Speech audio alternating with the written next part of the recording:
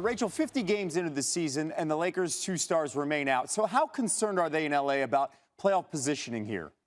I mean, you have to be concerned, right? And I understand all the people who say, hey, put LeBron and Anthony Davis healthy on a team and they could take on anyone. And that's true. And in a 7-game series, I have total confidence that even if those guys aren't fully back healthy until the end of the regular season, they can get it going in the playoffs. And that is a formidable defending championship team. But we have a play-in tournament this year.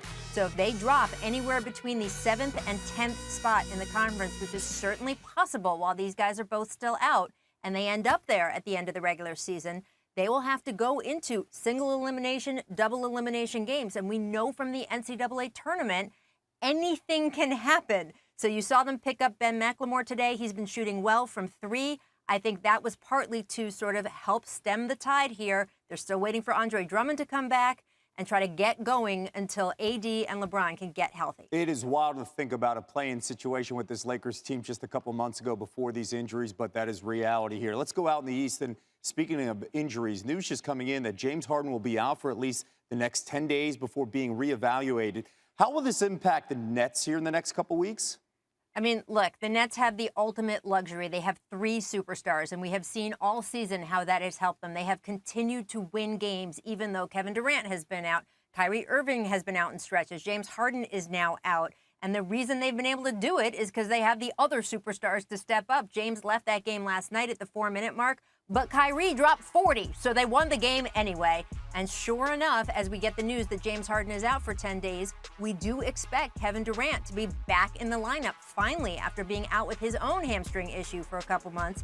He should be back in the lineup tomorrow. So they still have Kevin Durant and Kyrie Irving. A lot of people will be happy with that roster. That being said, James Harden, Kevin, was traded there on January 14th. It is now April 5th. I can't even believe how long that has been, and yet these guys have only played 7 games all together. That could be a problem as they go into the playoffs. You do need some chemistry, and not just between them, because James Harden and KD, they played together in Oklahoma City. They know each other so well, but with the other guys on the team too, knowing what those guys are going to do, how they work together. So that is the thing we're all watching. Not how the Nets do over these next 10 days without James, but just can they get to a point where they have a consistent 2 or 3 weeks where all 3 of their stars play together before we go into the playoffs in that 3rd week in May. Excellent point. This concept of 7 games together so far. And let's not forget, you got Blake Griffin on the team, LaMarcus Aldridge. So there are some dynamics that have changed, at least on the bench side. So, again, you mentioned the good news. Kevin Durant listed as probable for tomorrow against the Pelicans. A reminder that the jump. They're not the biggest threat to the Lakers. They are a threat. They're not the biggest threat, and I'll tell you why. They didn't do anything at the deadline to really make themselves better. You know who did? The Clippers and the Nuggets. And let me tell you something about the Clippers and the Nuggets. I'll start with Denver, and I'm going to go to the Clippers next. Denver and Utah had one of the best opening round series you will ever see in any sport.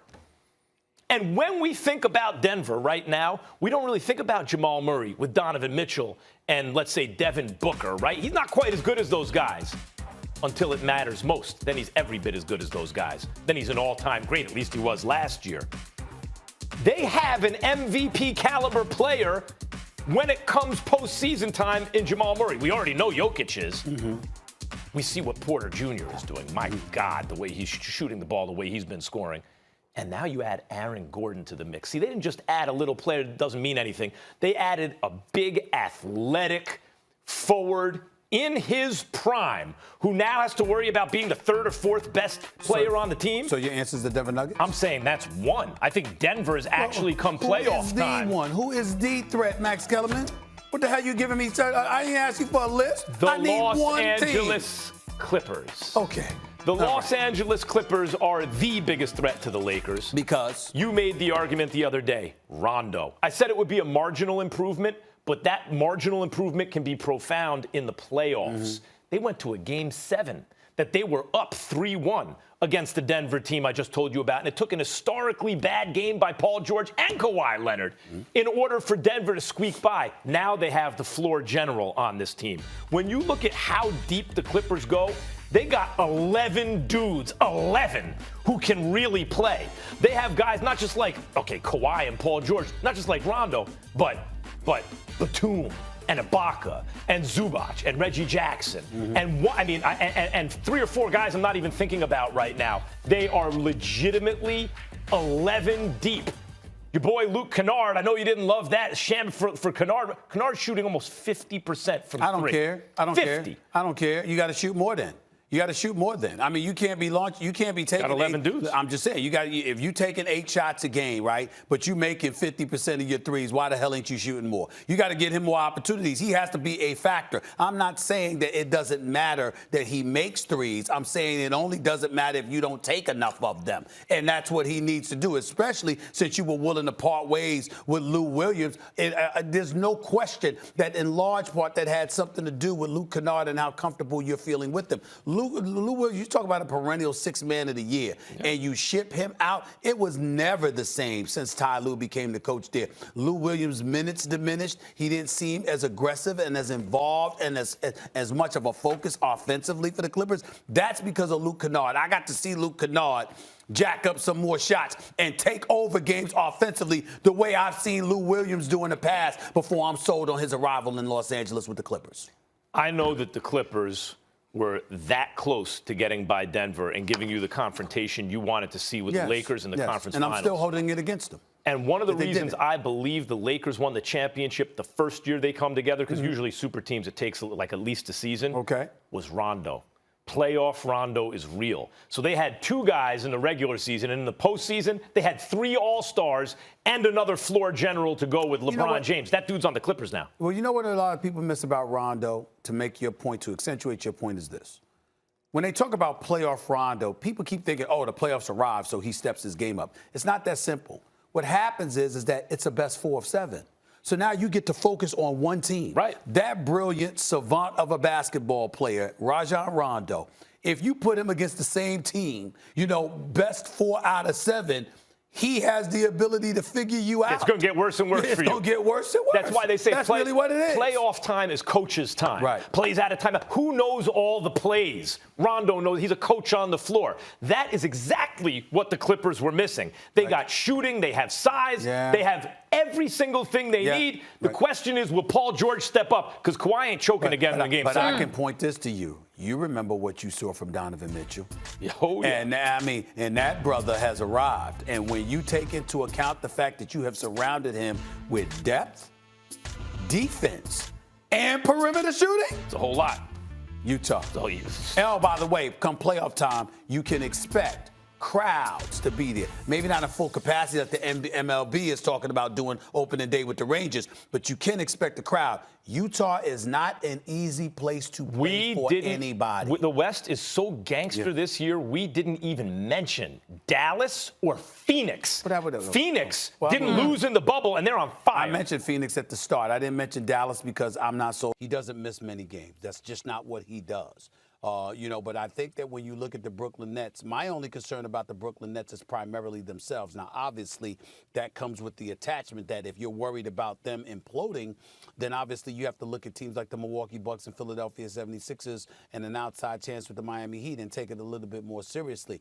Because I'm still wondering, as I said weeks ago, what the hell is taking, KD and AD so long to get back?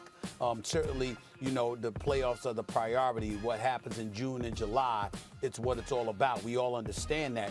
But in the same breath, you just look at this team in terms of chemistry, cohesiveness, and what have you, and you kind of wonder when these guys are going to come back and play some games. And 1 minute you hear that he's on his way back and he could be ready to go. Another time you don't see that at all.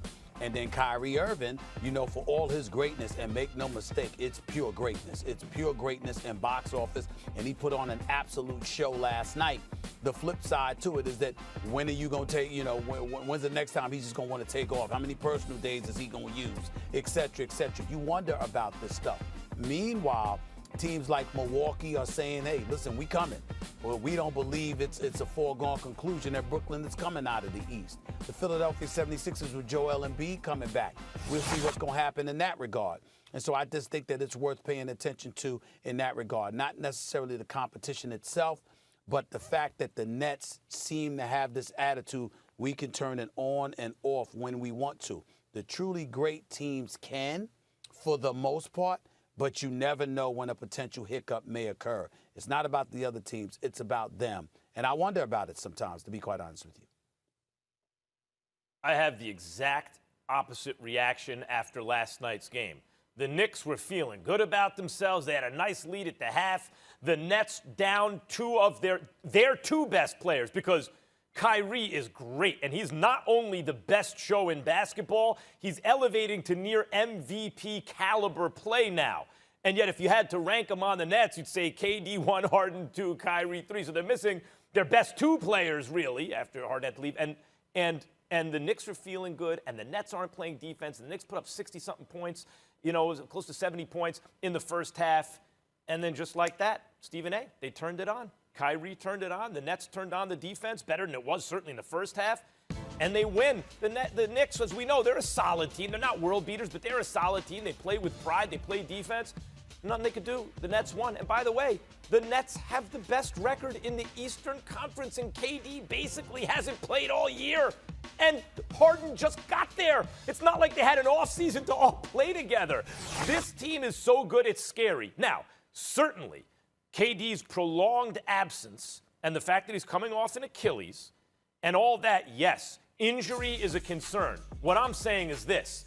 If the Nets are healthy, I'm at the point where I don't think anyone else can win the championship this year if they're healthy, and I think that includes the Lakers.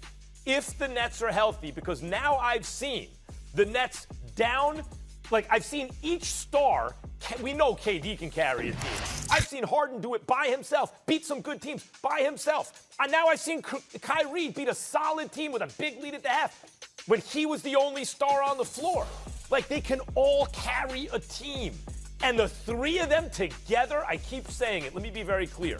If and when this team ever gets healthy, by the end of this season, meaning playoffs and everything, we will say that was the greatest offensive team in the history of American team sports. They will win the title. It's just an issue of health. Well, I appreciate you coming to the party because that certainly wasn't your position at the start of the season, but that's neither here nor there. What I will tell you is this. When I look at when you saw him play, you still had that for the first month or two of the season. But here's the deal. You didn't think they would play defense good enough. That was your position. But that's fair enough.